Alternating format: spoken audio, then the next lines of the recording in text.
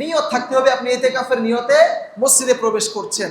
এই যে মসজিদে প্রবেশ করলেন, এরপর থেকে আপনি দুনিয়ার অনর্থক কোনো কাজ, দুনিয়ার অপ্রয়োজনীয় কোনো কাজ আপনি করতে পারবেন না।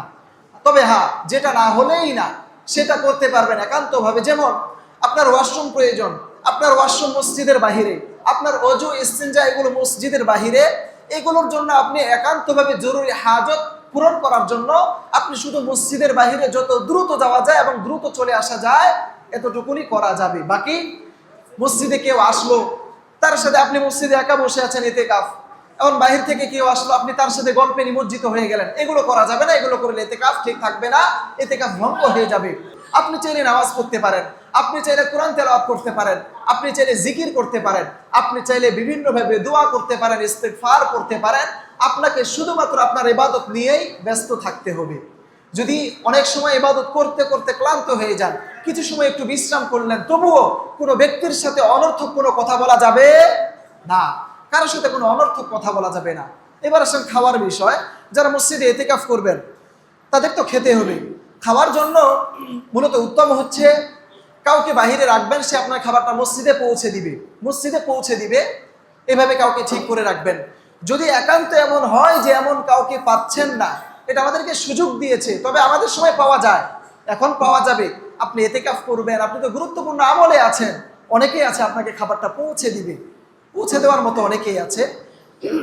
যদি একান্ত কেউ না থাকে সেক্ষেত্রে আপনার সুযোগ আছে, শরীয়ত আপনাকে ছাড় দিয়েছে, যেখানে আপনি খেতে যাবেন খুব দ্রুততার সাথে আপনি বাড়িতে গিয়ে খাবার খেয়ে সাথে সাথে চলে আসবেন। তবে হ্যাঁ, মাঝখানে কারোর সাথে কোনো রকম অনর্থক কথা বলা যাবে না, কারোর সাথে কোনো রকম কথা বলা যাবে না। আপনি যাবেন, মাথা নিচু করে আস্তে করে খেয়ে চলে আসবেন বা খাবারটা নিয়ে চলে আসবেন, মাঝখানে কারোর সাথে দুনিয়াবি কোনো কথা বলা যাবে না।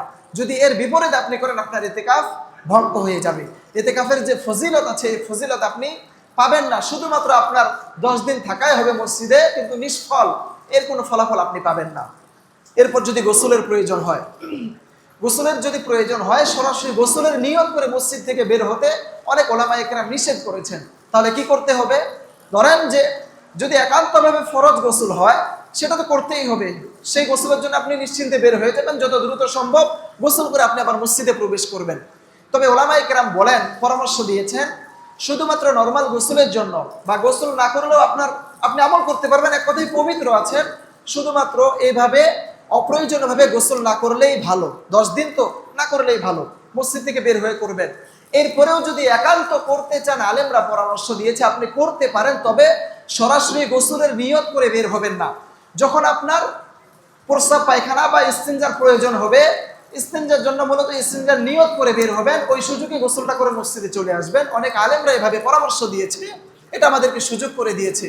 কিন্তু শুধুমাত্র নরমাল গোসলের জন্য নিয়ত করে বের হতে অনেক ওলামায়ে কেরাম নিষেধ করেছেন। এজন্য উত্তম হবে গোসল করতে যদি প্রয়োজন হয়, আপনি যখন ওযু ইস্তিনজা করবেন বা আপনার ওয়াশরুমের চাপ আসলো, ওয়াশরুমের ফাঁকে আপনি গোসলটা করে আস্তে করে চলে আসলেন, যত কম সময় কাটানো যায়।